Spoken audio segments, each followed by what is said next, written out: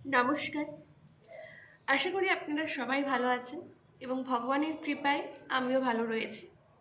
আমি আজকে পাঠ করে শোনাবো স্বয়ং ভগবান শ্রীকৃষ্ণের মুখনিসৃত বাণী শ্রীমদ্ ভগবদ্ গীতার দ্বিতীয় অধ্যায় সাংখ্যযোগের শ্লোক নম্বর 7। চলুন পাঠ করে শোনাই।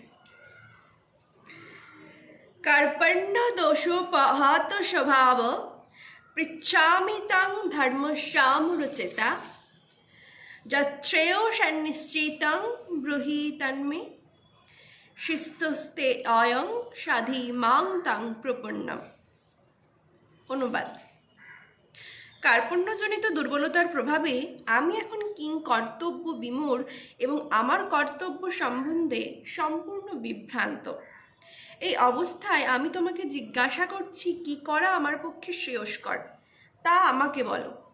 এখন আমি তোমার শিষ্য এবং সর্বতোভাবে তোমার শরণাগত।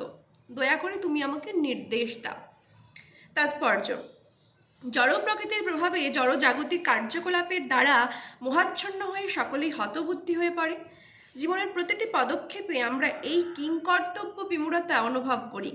তাই সত্যদৃষ্ট সদ্গুরুর শরণ নিতে হয়, যিনি আমাদের জীবনের প্রকৃত উদ্দেশ্য সাধন করবার পথে পরিচালিত করেন। জীবনের অনাকাঙ্ক্ষিত জটিল সমস্যাগুলি থেকে পরিত্রাণ পাবার জন্য সদ্গুরুর শরণাপন্ন হবার উপদেশ সমস্ত বৈদিক সাহিত্যেই দেওয়া হয়েছে।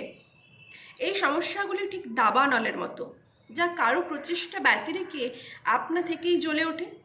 ঠিক তেমনই জগতের অবস্থা এমনই যে জীবনের কিংকর্তব্য বিমূঢ়তা আমরা না চাইলেও এই প্রকার বিভ্রান্তি আপনা থেকেই উদ্ভূত হয়।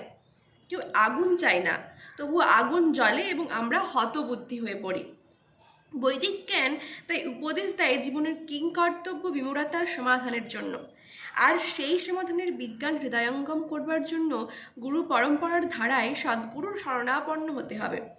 যে ব্যক্তি সদ্গুরুর সান্নিধ্য লাভ করেন তিনি সমস্ত বিষয়ে অবগত হন।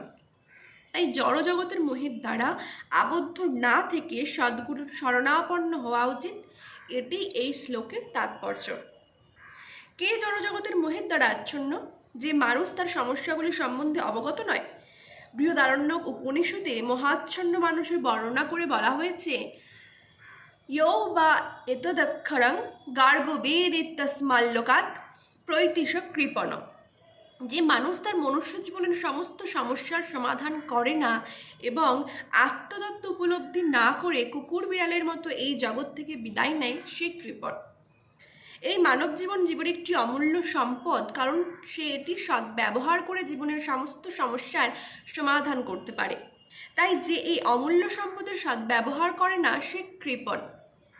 পক্ষান্তরে যিনি যথার্থ বুদ্ধিমত্তা সহকারে এই দেহের সদ্ব্যবহার করে জীবনের সমস্ত সমস্যার সমাধান করেন, তিনি ব্রাহ্মণ।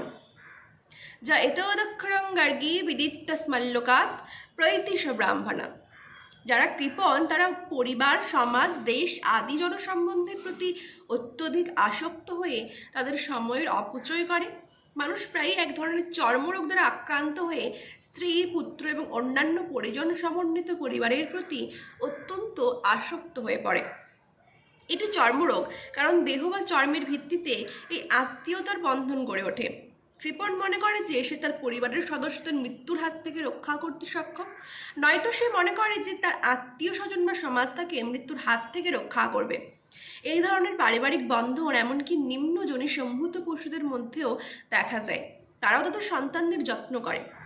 বুদ্ধিমত্তা সম্পন্ন হওয়ার ফলে অর্জুন বুঝতে পেরেছিলেন যে আত্মীয় পরিজনদের প্রতি তার মমতা এবং তাদের মৃত্যুর হাত থেকে রক্ষা করার বাসনায় ছিল তার মোহাচ্ছন্ন হয়ে পড়ার কারণ।